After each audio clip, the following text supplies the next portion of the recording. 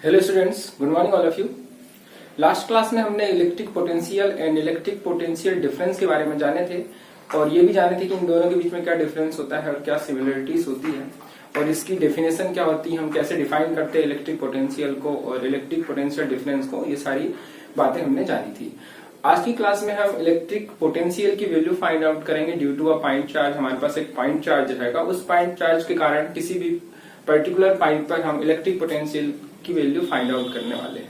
ठीक है, तो स्टार्ट करते हैं हम आज का topic, potential at a point due to a point charge. तो इसे स्टार्ट करने से पहले मैं कुछ कंसेप्ट आपको बता देता हूं जो हमने लास्ट क्लास में पढ़े थे, जिसमें हमने इलेक्ट्रिक फील्ड इंटेंसिटी की वैल्यू फाइंड आउट की थी। जब हमारे पास कोई पॉइंट चार्ज था प्लस की, इसके कारण किसी भी पर्टिकुलर पॉइंट पर हमने इंटेंसिटी ऑफ इलेक्ट्रिक फील्ड की वैल्यू फाइंड आउट की थी, जिसकी वैल्यू जैसे मान लो हमारे पास एक P है, तो इस पॉइंट पर जब हमने इंटेंसिटी ऑफ इलेक्ट्रिक फील्ड की वैल्यू फाइंड आउट की थी तो हमारे पास फार्मूला आया था Q/R का स्क्वायर। ठीक है, यहाँ पे टेस्ट चार्ज रखा गया था और उसके बाद हमने इंटेंसिटी ऑफ इलेक्ट्रिक फील्ड की वैल्यू निकाले थे 1/4πε0 Q/R का स्क्वायर। ठीक है, तो इसी तरीके से हम एक पॉइंट ए कंसीडर करेंगे जो कि किसी भी पॉइंट चार्ज के इलेक्ट्रिक फील्ड में प्रेजेंट होगा। उस पॉइंट पर हम इलेक्ट्रिक पोटेंशियल की वैल्यू निकालेंगे। तो जो इलेक्ट्रिक पोटेंशियल की वैल्यू आएगी V = 1/4πε0 Q/R। ठीक है, ये इलेक्ट्रिक पोटेंशियल की वैल्यू आने वाली है। ठीक है, थोड़ा सा डिफरेंस रहेगा दोनों में बहुत ज्यादा कंफ्यूजन होता है। यहाँ पे R का स्क्वायर है और यहाँ पर केवल R रहेगा। तो इतनी बातें आपको ध्यान रखना है, हमको ये प्रूव करना है। आज का जो डेरिवेशन रहेगा उसमें हमें V = 1/4πε0 Q/R ये हमें प्रूव करना है। ठीक है, आ रही बात समझ में? तो कुछ पॉइंट्स है जो मैं बता दूं आज के डेरिवेशन में जो यूज होने वाले हैं, ताकि आपको अच्छी तरीके से आज का डेरिवेशन समझ में आए। ठीक है, तो इतना अभी आप नोट कर लीजिए कि हमें ये फार्मूला कैलकुलेट करके लाना है, इस फार्मूले को डिराइव करना है।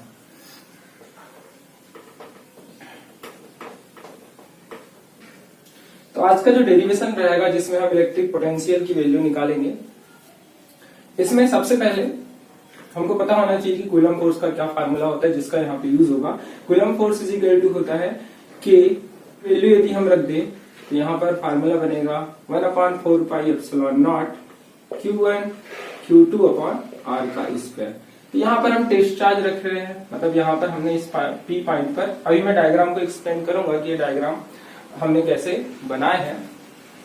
यहाँ पर देखिए P पॉइंट पर हमने टेस्ट चार्ज रखे, ये Q0 है। Q0 है मतलब कि क्या है, टेस्ट चार्ज है, टेस्ट चार्ज।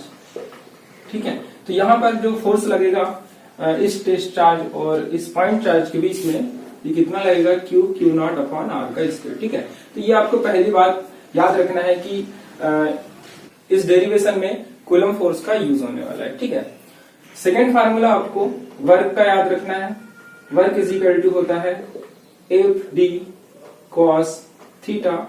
यहाँ पर F फोर्स है, D डिस्प्लेसमेंट है और cos थीटा फोर्स और डिस्प्लेसमेंट के डायरेक्शन के बीच का एंगल है। ठीक है, जो थीटा रहेगा ये फोर्स और डिस्प्लेसमेंट के डायरेक्शन के बीच का एंगल रहेगा। ठीक है, तो ये सेकेंड पॉइंट आपको ध्यान रखना है, इसका यूज होगा इस डेरिवेशन में।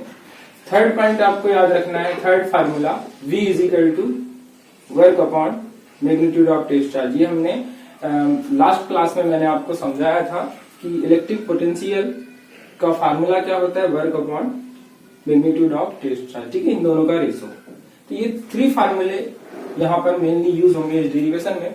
इसके अलावा फोर्थ इंटीग्रेशन होगा, इंटीग्रेशन का भी यूज करेंगे हम। ठीक है, तो इंटीग्रेशन भी आपको आना चाहिए कि इंटीग्रेशन किस टाइप से किया जाता है। तो यदि आपकी मैथ्स की क्लास चल रही है, आप मैथ्स की क्लास पढ़ रहे हैं, तो आपको इंटीग्रेशन बहुत आसानी से बन रहा होगा, या नहीं भी बन रहा होगा तो मैं आपको इंटीग्रेशन कैसे करते हैं वो एक्सप्लेन करूंगा। ठीक है, जिस टर्म का इंटीग्रेशन यहाँ पे हमको करना है उसका इंटीग्रेशन कैसे करना है ये मैं आपको अच्छी तरीके से समझाऊंगा। ठीक है, इतना पॉइंट आप नोट करिए। डेरिवेशन करने से पहले आपको पता होना चाहिए कि किन किन कंसेप्ट का यूज होगा, कौन कौन से फार्मूले का हम यूज करेंगे इस डेरिवेशन में, क्योंकि ये एग्जाम के पॉइंट ऑफ व्यू से बहुत ज्यादा इंपॉर्टेंट है। ये क्वेश्चन एग्जाम में बार बार पूछा जाता है। ठीक है, तो इन फार्मूले को नोट करिए आप, first, second, third and fourth जो पॉइंट मैंने बताया आपको।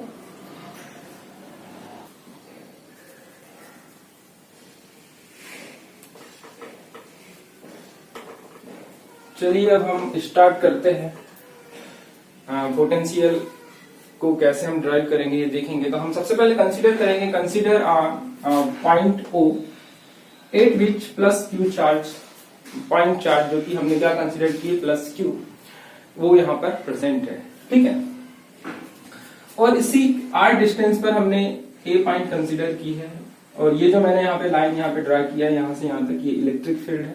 ठीक है, क्योंकि कोई भी पॉजिटिव चार्ज की इलेक्ट्रिक फील्ड कैसी होती है, अवे फ्रॉम पॉजिटिव चार्ज। तो कोई भी एक इलेक्ट्रिक फील्ड हमने कंसीडर कर ली, वहां पर एक पॉइंट ए कंसीडर किए। ठीक है, दूसरा पॉइंट बी कंसीडर किए, तीसरा पॉइंट पी कंसीडर किए। तो पी पॉइंट पर टेस्ट चार्ज रखा हुआ है, इस टेस्ट चार्ज को इस पी पॉइंट से ए पॉइंट तक हमको ले जाना है। तो ले जाने में वर्क डन करना पड़ेगा, कुछ ना कुछ वर्क होगा। ठीक है, इसलिए यहाँ पे वर्क का कंसेप्ट आया। आ रही बात समझ में? तो जब हम इसको ले जाएंगे ए पॉइंट तक, तो इनफाइनाइट स्टेप में ले जाएंगे। मैंने आपको बताया था कि छोटी छोटी स्टेप में ले जाया जाता है, ये कंसीडर करना है हमको। ठीक है, तो यहाँ पर इनफाइनाइट स्टेप होगी इसको ले जाने के लिए। ठीक है, ये बात आपको ध्यान रखना है। ठीक है, इस कंसेप्ट का यहाँ पर यूज होगा इस डेरिवेशन में। ठीक, यहां से बी पॉइंट और पी पॉइंट के बीच का डिस्टेंस हमने dx मान ली है। ठीक है, और O पॉइंट से P पॉइंट का जो डिस्टेंस है हमने x कंसीडर किया है। आ रही बात समझ में इतनी? ठीक है, तो चलिए तो हम इसका डेरिवेशन स्टार्ट करते हैं। डेरिवेशन स्टार्ट करने से पहले मैं स्टेप बताऊंगा आपको कि कौन कौन सी स्टेप हमको फॉलो करना है इलेक्ट्रिक पोटेंशियल की वैल्यू फाइंड आउट करने के लिए। ठीक है, सबसे पहली स्टेप हमारे पास रहेगी, क्योंकि हमको V इज इक्वल टू मालूम है इलेक्ट्रिक पोटेंशियल क्या होता है, V is equal to work done upon magnitude of test charge होता है। तो सबसे पहली स्टेप हमारे पास रहेगी फोर्स की वैल्यू फाइंड आउट करना कि फोर्स कितना है। ठीक है, फोर्स की वैल्यू हम फाइंड आउट करेंगे। क्यों फोर्स की वैल्यू फाइंड आउट करेंगे? क्योंकि हमें इलेक्ट्रिक पोटेंशियल चाहिए, और इलेक्ट्रिक पोटेंशियल किस पे डिपेंड कर रहा है? वर्क पे डिपेंड कर रहा है।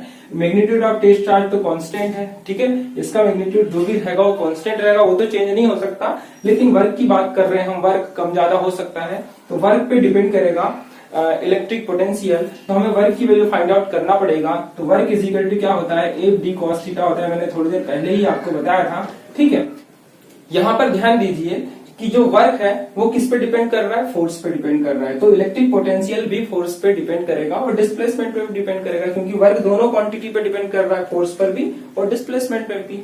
फोर्स जितना ज्यादा होगा, डिस्प्लेसमेंट जितना ज्यादा होगा, उतना ज्यादा वर्क डन होगा और उतना ही ज्यादा इलेक्ट्रिक पोटेंशियल होगा। तो इलेक्ट्रिक पोटेंशियल फोर्स और डिस्प्लेसमेंट पे डिपेंड कर रहा है। तो हमें सबसे पहले फोर्स की वैल्यू निकालना पड़ेगा।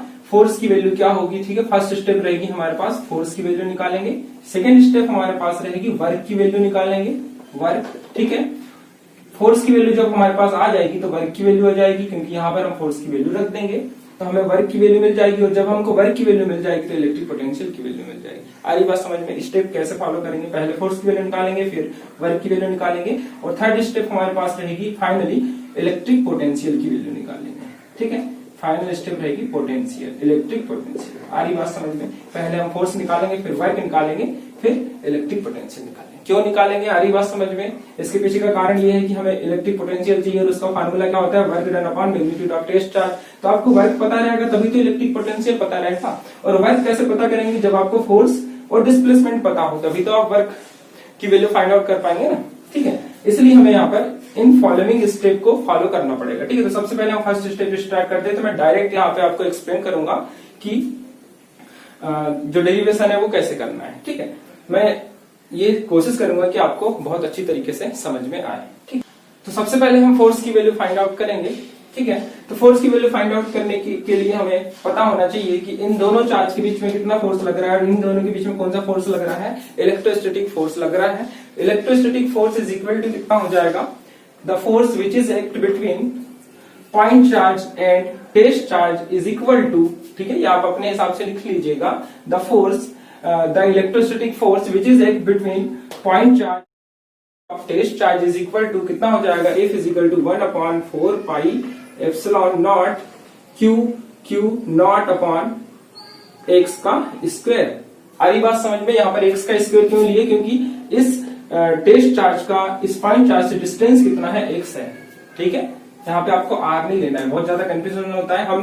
हमने जो कंसीडर किए है, कई बुक में x को यहाँ कंसीडर करता है और r को यहाँ पे कंसीडर करता है, तो इसमें आपको कंफ्यूज नहीं होना है। हमने जैसा कंसीडर किए हम उस हिसाब से कर रहे हैं। ठीक है, तो फोर्स की वैल्यू क्या हो जाएगी, force is equal to 1/4 pi epsilon naught Q naught upon x का स्क्वायर। ठीक है, तो ये हमारे पास आ जाएगी फर्स्ट इक्वेशन। तो इसके पहले आपको लिखना पड़ेगा the magnitude of force which is act between point charge and test charge is equal to इतना। आ रही बात समझ में?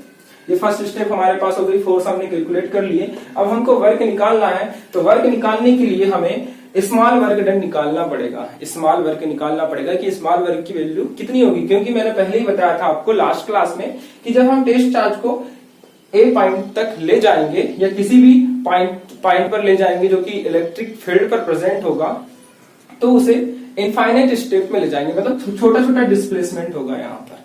ठीक है, इसलिए छोटे डिस्प्लेसमेंट के लिए हम स्मॉल वर्क डन का यूज करेंगे। तो इसके बाद हमारी नेक्स्ट स्टेप रहेगी स्मॉल वर्क डन की वैल्यू फाइंड आउट करना। ठीक है, तो the magnitude of small work done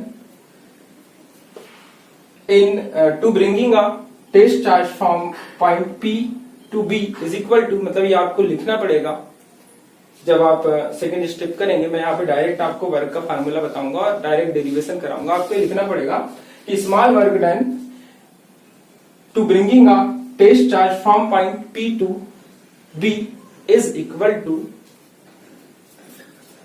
dW is equal to F dx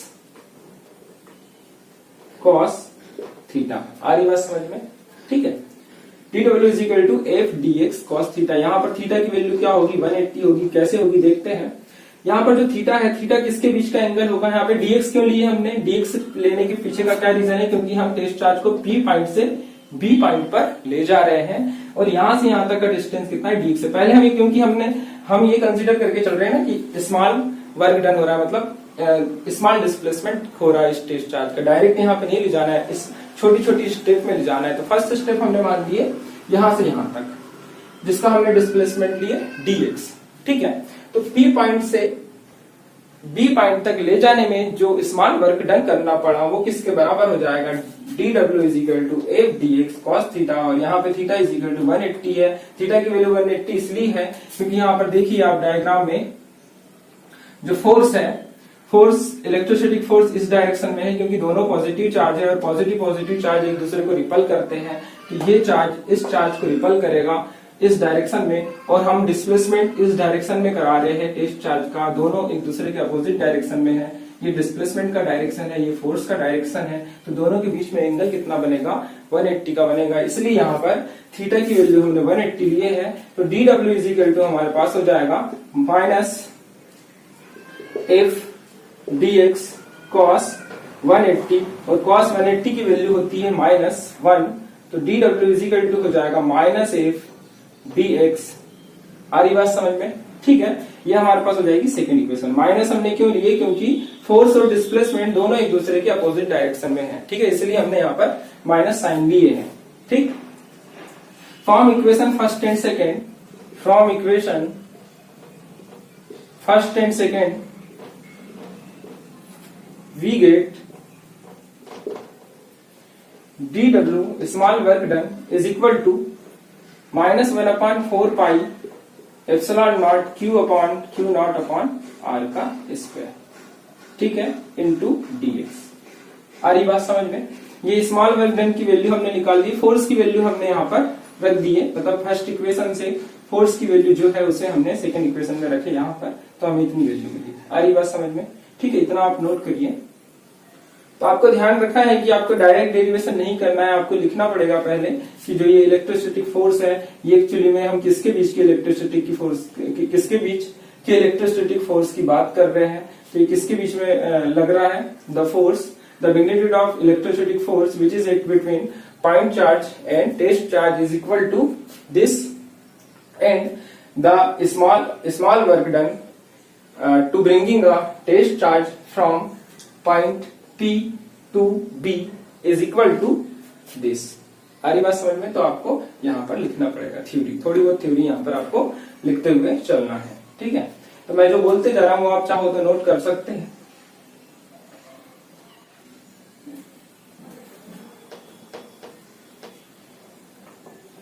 Then the total work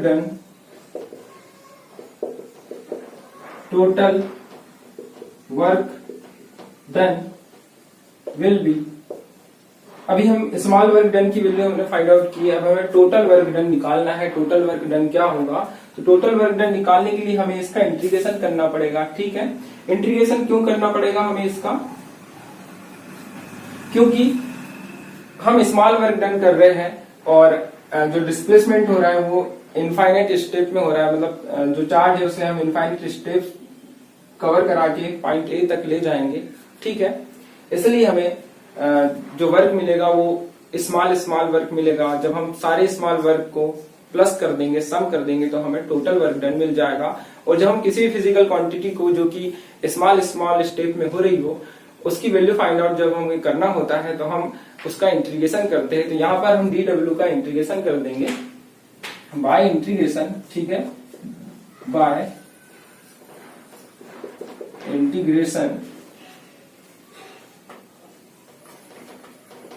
dw is equal to हो जाएगा इनफाइनाइट टू r। ये हमने लिमिट लिए है इनफाइनाइट से r तक। क्यों लिए मैं आपको बताऊंगा। -1/4 epsilon naught q upon q naught upon x का स्क्वायर इंटू dx, ठीक है।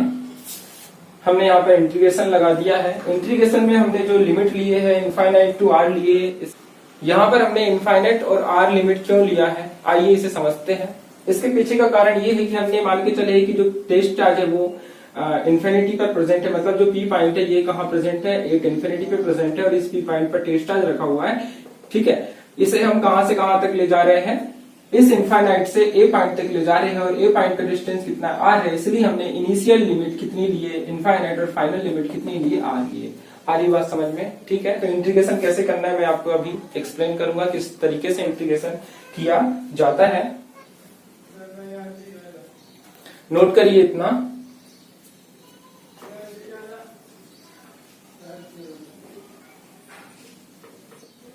यहां पर ध्यान दीजिए जो dw है ये स्मॉल वर्क डन है। जब आप स्मॉल वर्क डन का इंटीग्रेशन करेंगे, इंटीग्रेशन क्यों किया जाता है? ताकि हमें टोटल मैग्नीट्यूड मिल जाए उस क्वांटिटी का जिसका हम इंटीग्रेशन कर रहे हैं। तो यहाँ पर जो वर्क डन है यहाँ पे स्मॉल वर्क डन है, तो जब हम इसका इंटीग्रेशन करेंगे तो क्या मिलेगा हमको? टोटल वर्क डन मिलेगा। तो हम यहाँ पर क्या लिखेंगे? Work is equal to minus Q upon Q naught divide by 4 pi epsilon naught integration of limit रहेगी infinite to r 1 upon x का स्क्वायर dx, ठीक है, 1 अपॉन x का स्क्वायर dx। तो यहाँ पर आप ध्यान दीजिए मैंने यहाँ पे बाहर कर दिया है इन टर्म को, q नॉट को, 4 पाई एप्सिलॉन नॉट को, क्योंकि जो कांस्टेंट टर्म होते हैं जिनकी वैल्यू फिक्स होती है उनका इंटीग्रेशन नहीं किया जाता क्योंकि इनकी वैल्यू फिक्स है, ठीक है। क्योंकि जो यहाँ पे वर्क डन है वो किस पे डिपेंड करेगा? डिस्प्लेसमेंट पर डिपेंड करेगा, एक्स स्क्वायर पर डिपेंड कर रहा है, मतलब एक्स पर डिपेंड कर रहा है और एक्स क्या है यहाँ पर? डिस्प्लेसमेंट है। आ रही बात समझ में? क्योंकि जब हम इनफाइनाइट स्टेप कवर कराएंगे टेस्ट चार्ज को तो डिस्प्लेसमेंट कंटिन्यूअस चेंज होते जाएगा, ठीक है। और बाकी जो वैल्यू है क्यू नॉट इनकी वैल्यू फिक्स रहेगी हमेशा। 4 तो फिक्स है, नंबर है, जानते हैं आप लोग, इसकी वैल्यू फिक्स रहेगी, पाई की वैल्यू भी फिक्स रहती है और एप्सिलॉन नॉट की वैल्यू भी फिक्स रहती है। तो जितने भी फिक्स क्वांटिटी होती है, मतलब जिसके जो कांस्टेंट टर्म होते हैं जिनकी वैल्यू फिक्स होती है उन्हें हम इंटीग्रेशन से बाहर कर देते हैं, उनका इंटीग्रेशन नहीं किया जाता। यहाँ पे आपको ध्यान रखना है। एक यहाँ पर केवल 1 अपॉन एक्स स्क्वायर बचेगा जब आप Q not 4 pi epsilon not को जब आप बाहर निकालेंगे तो केवल हमारे पास 1 अपॉन एक्स स्क्वायर dx बचेगा, ठीक है। तो वर्क डन यहाँ पर हो जाएगा minus Q naught upon 4 pi epsilon not. अब हम इसका इंटीग्रेशन करेंगे तो इंटीग्रेशन मैं आपको अलग से बता रहा हूँ कि इंटीग्रेशन कैसे किया जाता है। जब आप इंटीग्रेशन करेंगे 1 अपॉन एक्स स्क्वायर का तो इसे आप इस तरीके से लिख सकते हैं x की पावर -2, ठीक है। आई बात समझ में? x की पावर -2 लिख सकते हो। जब आप इसको ऊपर ले जाएंगे तो जब आप इंटीग्रेशन करते हैं तो इंटीग्रेशन करते टाइम हमेशा यहां पर जो पावर होती है उसके साथ में 1 ऐड हो जाता है और यही टर्म नीचे हम लिखते हैं। आ रही बात समझ में? कैसे इंटीग्रेशन करोगे? जैसे फॉर एग्जांपल हमारे पास है एक्स स्क्वायर जिसका हमें इंटीग्रेशन करना है, तो इसका इंटीग्रेशन कैसे करोगे? एक्स की पावर 2 + 1 डिवाइड बाय 2 + 1, मतलब हमारे पास हो जाएगा एक्स की पावर 3 डिवाइड बाय 3। मतलब यहाँ पर एक पावर हम ऐड कर देते हैं और जो पावर में जो नंबर होता है उसी को हम नीचे लिख देते हैं। आ रही बात समझ में? यदि x की पावर 4 का इंटीग्रेशन करना होगा तो कैसे करोगे? x की पावर 5 हो जाएगी डिवाइड बाय 5। आ रही बात समझ में? वैसे यहाँ पर -2 है तो हमने क्या किया, -2 + 1 डिवाइड बाय -2 + 1, तो हमारे पास क्या आ जाएगा फाइनली x की पावर -1 डिवाइड बाय 1। ठीक है, इतनी बातें क्लियर हुई? यहाँ पे -1 रहेगा, ध्यान रखना, x की पावर -1 डिवाइड बाय -1, क्योंकि ये -2। ठीक, तो ये हमारे पास इंटीग्रेशन करने के बाद मिलेगा। तो हम इसको मैं यहाँ पे लिख दे रहा हूं। तो यहाँ पे फाइनली हमको मिलेगा x की पावर -1, वो भी माइनस में, ठीक है, क्योंकि ये -1 है। ठीक, यहाँ पर मैंने माइनस लिख दिया, मतलब इसको आप ऐसे भी लिख सकते हैं डिवाइड बाय -1, इससे कोई दिक्कत नहीं है। ठीक है, और लिमिट आप यहाँ पे लगा देंगे इनफाइनाइट टू r। ठीक है, नेक्स्ट स्टेप इसे नोट करिए क्योंकि ये बहुत इंपॉर्टेंट टर्म है, इंटीग्रेशन करते आपको बनना चाहिए।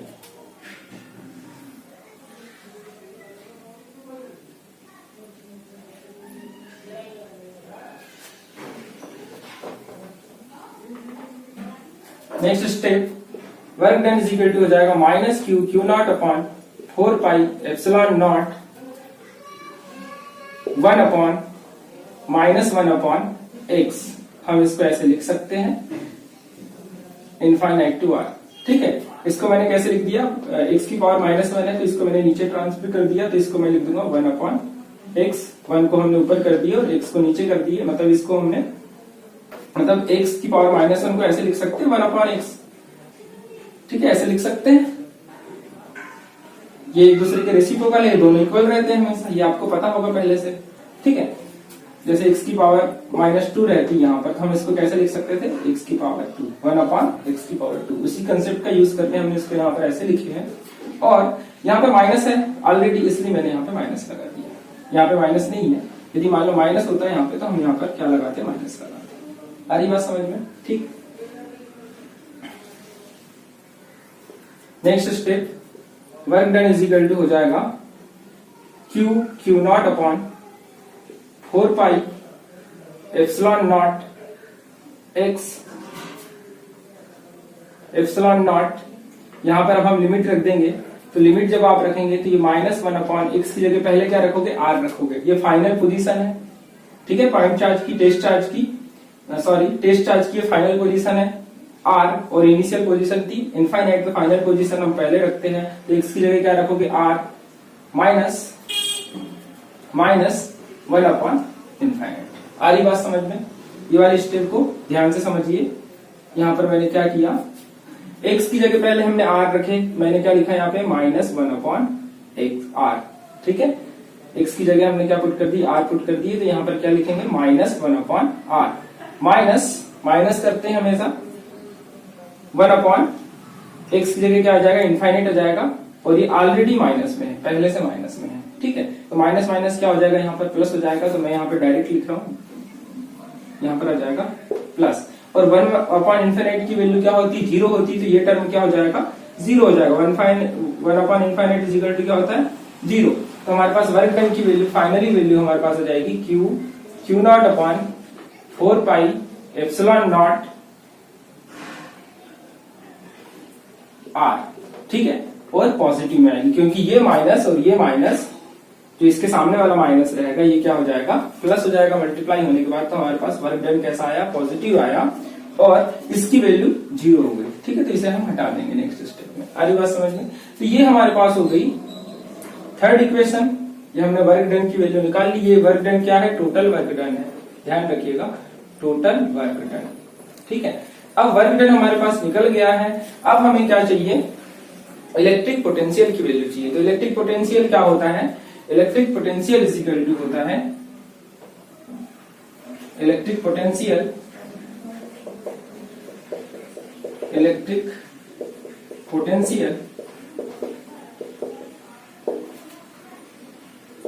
ए पर हम निकाल रहे हैं, तो ए पर क्या हो जाएगा electric potential V is equal to work done upon magnitude of test charge. तो बस हमें इस इक्वेशन में, फोर्थ इक्वेशन में इसकी वैल्यू पुट कर देना है, तो हमारे पास इलेक्ट्रिक पोटेंशियल की वैल्यू हो जाएगी। ये लास्ट स्टेप रहेगी और फाइनल स्टेप रहने वाली है। तो वर्क की वैल्यू कितनी आई है, q naught upon 4 pi epsilon naught r by q naught. ठीक है, वर्क की जो वैल्यू थी उसको हमने यहाँ पर पुट कर दी है, मतलब form equation 3rd and 4th हमें इतना मिला। ठीक है, क्यू नॉट से क्यू नॉट यहाँ पे कैंसिल, तो हमारे पास क्या बच गया, q upon 4 pi epsilon naught r. ठीक है, ये हमारे पास आ गया पोटेंशियल का फार्मूला, फाइनल फार्मूला। ठीक है, तो इतना आप नोट करिए, इसका स्क्रीनशॉट लेकर नोट कर लीजिए। एग्जाम के पॉइंट ऑफ व्यू से ये डेरिवेशन बहुत ज्यादा इंपॉर्टेंट है, आपको बहुत अच्छे से इसे तैयार करना है।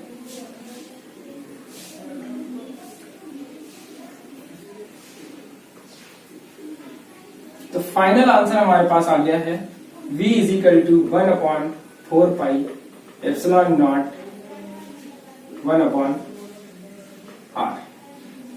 ठीक है, सॉरी Q अपॉन आर। ठीक है, यहाँ पे 1 अपॉन 4 पाई एप्सिलॉन नॉट लिख दी हमने और Q अपॉन आर एक साथ लिख दी। तो ये हमारे पास फाइनल आंसर रहेगा वोल्ट। ठीक है, साथ में आपको SI यूनिट भी लेकर चलना है। आ रही बात समझ में? तो नोट करिए इसे। यहां से आपको क्या समझ में आ रहा है कि जो इलेक्ट्रिक पोटेंशियल है वो किस पे डिपेंड कर रहा है, आर पे डिपेंड कर रहा है। आर की वैल्यू के साथ इनवर्सली प्रोपोर्शनल है। यदि हम आर की वैल्यू को यहाँ पे इंक्रीज करेंगे, यदि यहाँ पर हमने आर की वैल्यू को इंक्रीज किए तो जो पोटेंशियल होगा वो डिक्रीज होगा, क्योंकि इनवर्सली प्रोपोर्शनल है दोनों। ठीक है, तो यहाँ पर जब मैं आर की वैल्यू को इंक्रीज करूंगा तो V की वैल्यू, पोटेंशियल की वैल्यू घट जाएगी। जितना ज्यादा जितना ज्यादा ये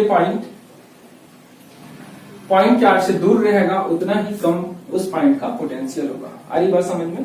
मतलब कि जितने ज्यादा दूर जाते जाएंगे उतना ही इलेक्ट्रिक पोटेंशियल कम होते जाएगा। डिस्टेंस के साथ में इलेक्ट्रिक पोटेंशियल कम होता है। डिस्टेंस इंक्रीज होने के साथ साथ इलेक्ट्रिक पोटेंशियल की वैल्यू भी डिक्रीज होने लगती है। और यही पॉइंट को हम यदि पास में ला लेंगे तो यहाँ पर इलेक्ट्रिक पोटेंशियल की वैल्यू क्या हो जाएगी, इंक्रीज हो जाएगी।